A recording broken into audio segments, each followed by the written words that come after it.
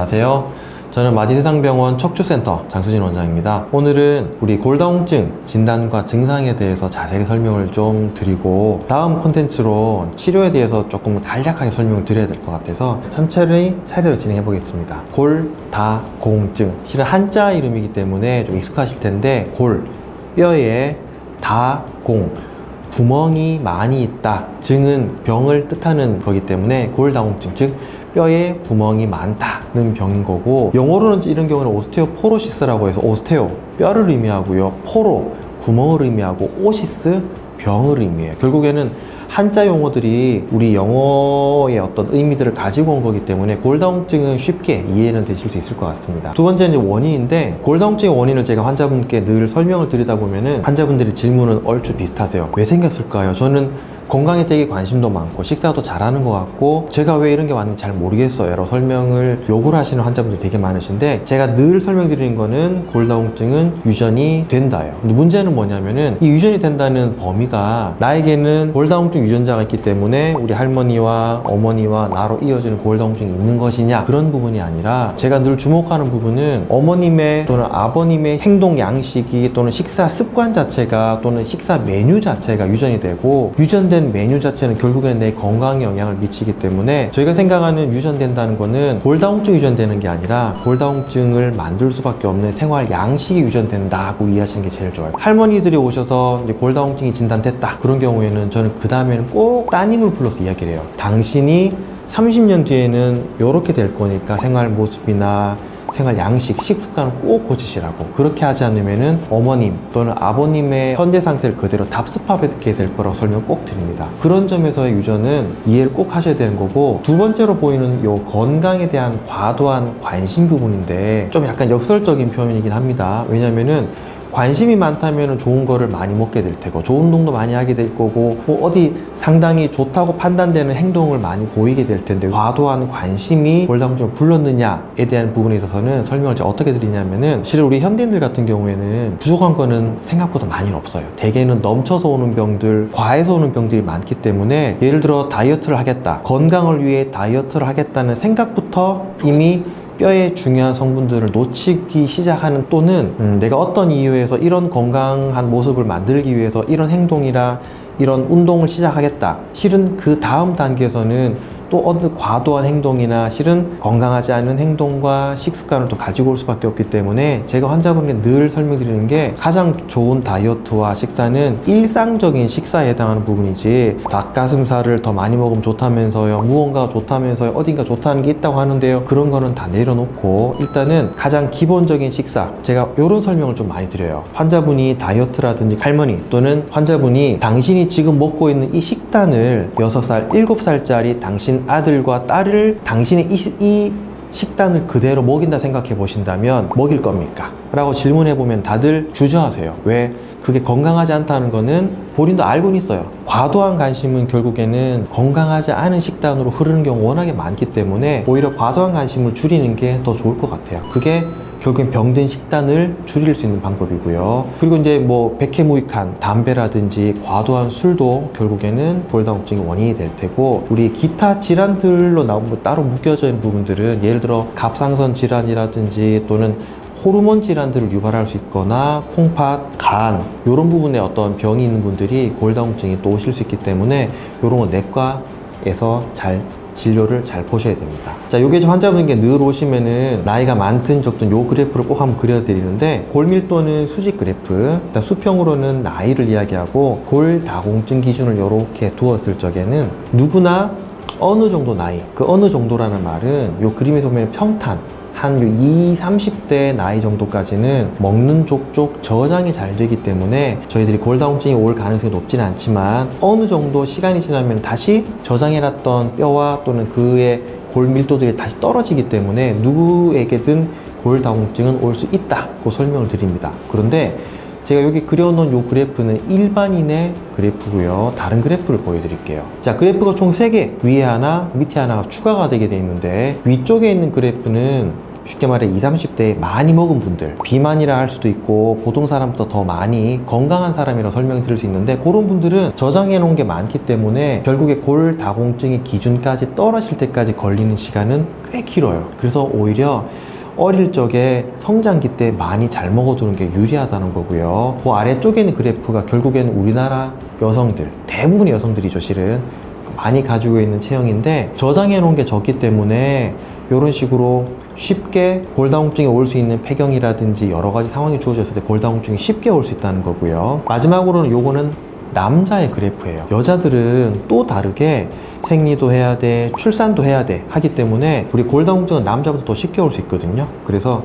저희가 골다공증은 요 그래프로 설명드릴 적에 진료를 보러 오는 환자분이나 또는 환자가 어리다거나 할 때는 요 그래프를 토대로 가능한 식사를 열심히 하시라고 설명을 꼭 드립니다. 증상인데 증상 없습니다. 보통 환자분들이 질문 많이 하시는 것 중에 하나가 골다공증 증상은 어떤 게 있나요? 실은 골다공증은 증상이 전혀 없습니다. 대신에 합병증이라고 하죠. 그리고 골다공증 같은 경우에는 뼈가 약해지고 비어있기 때문에 거기서 오는 현상들, 요 모형을 보시면은 첫 번째가 우리 정상적인 뼈의 모양이라고 보시면 돼요. 아래 위에 든든한 뼈 사이로 요런 뼈들이 해면 조직들이 많이 들어가 있는데, 골다공증이 되면 이렇게 뻥뻥뻥 비게 돼 있어요. 이게 골다공증의 상태가 되는데, 당연히 위에서 내려오는 하중을 덜 떠받치게 돼 있기 때문에 충격에 약하게 돼요. 요거는 다른 예를 드리기 위해서 가져가 봤는데, 우리 다 먹은 깡통 또는 우유곽이라 생각하셔도 돼요. 요거를 음식이 들어있든 들어있지 않든지 간에 안이 이렇게 뻥 비어 있는 경우에는 위에서 밟아버리면 찌그러들게 돼요. 요거 우리가 압박 골절이라 부르는 상태가 되는데, 골다공증이 발생하게 되면 이런 식으로 압박 골절이 쉽게 발생하게 됩니다. 자, 그럼 진단하는 방법은 제일 중요한 거는 의심하는 게 가장 중요한 진단 방법이긴 한데, 제일 먼저 설명드리는 건 골밀도 검사라 저희는 BMD라고 불리는 검사 방법이 있습니다. 표준적인 검사 방법으로는 초음파를 통해서 뼈의 밀도를 추정할 수 있는 어떤 검사 방법들이 있는데, 의학적으로는 골밀도를 정확하게 검사할 수 있는 방법은 이런 일반적으로 하는 덱사라 불리는 검사는 아닙니다. 그러나 가장 쉽고 편안하고 접근이 쉬운 검사 방법이기 때문에 현재 많은 제도의 기준도 요 기준으로 돼 있고, 실제로 많은 병원들도 요 검사를 많이 하고 있습니다. 요게 저희 병원에서 실제로 했던 요 검사인데, 그래프에 잘 보시면은 3개의 선이 나와 있어요. 요 선이 3개가 나와 있을 적에는 내 동년배 친구들 100명 중에 꼭대기 3등 제외하고 꼴찌 3등을 제외한 94명이 요 3개의 그래프 안에 있다고 보시면 될 겁니다. 그러면은 이 환자분 같은 경우에는 점이 다른 친구들이 흘러가고 있는 흐름과 완전히 바깥쪽에 있기 때문에 골다공증이 있다가 아니라, 공증의 기준은 오른쪽의 표에서 보면은 T스코어로 불리는 점수가 있는데, 그건 이따 설명 한 번 더 드릴게요. 이런 점수를 통해서 골다공증을 진단하는 거고, 중간에 있는 그래프를 통해서 나의 현재 점수가 어느 정도 범위 분포하겠다, 친구들보다 좋다, 나쁘다는 여기 설명을 드릴 수 있어야 됩니다. 그리고 왼쪽 위에도 설명을 해드릴 텐데, 요거는 골반 쪽에 대한 검사예요. 요런 똑같은 그래프 형식에 나와 있고요. 요 그래프를 가지고 설명을 다시 한번 드리겠습니다. 1번 왼쪽 위에 보시면은 키와 몸무게를 저희들이 기계적으로 대입을 해놨는데, 수치를 기입을 하면은 중간에 있는 이 그래프는 자동적으로 산출이 되게 해서 우리나라 평균 골밀도에 대해서 이렇게 그래프가 그려지게 되는데, 이 그래프 안에 친구들은 2번 안에 다 들어가 있다는 거예요. 그러나 이 환자분은 55세 정도, 그렇게 많은 나이는 아니지만 친구들보다 많이 아래쪽에 분포해요. 그래서 성적이 낮구나. 그런데 실제로 이 성적이 낮은 것이 얼마나 골다공증의 진단 기준에 포함되느냐, 3번으로 들어가는 거예요. 보면은 위쪽에 L1, 2, 3, 4 요거는 뼈의 명칭인데, 이 명칭은 저희가 점수에 계산하진 않습니다. 2개의 뼈를 가지고 만들어낸 평균, 밑에 있는 3번 네모 안에 들어가 있는 이 숫자를 봤을 적에 어느 것 하나라도 마이너스 2.5보다 아래쪽에 분포하면 골다공증이 진단이 되게 되는 거예요. 다시, 이 중에서 다른 모든 점수는 너무 좋아. 그러나 한 놈이라도 마이너스 2.5보다 밑에 있으면 골다공증이 진단되는 거기 때문에 몇 번 척추뼈가 안 좋은 건가요? 의미가 없어요. 다음 사진 보면 골반도 마찬가지예요. 내 점수는 전체적인 흐름 가운데 어디쯤이 존재하는구나. 요분은 오른쪽에 T 점수에 보면은 마이너스 2.5보다 아래쪽에 존재하는 게 하나가 존재하기 때문에 골다공증이 진단되는구나. 또 한 가지 방법이 있는데, 저희는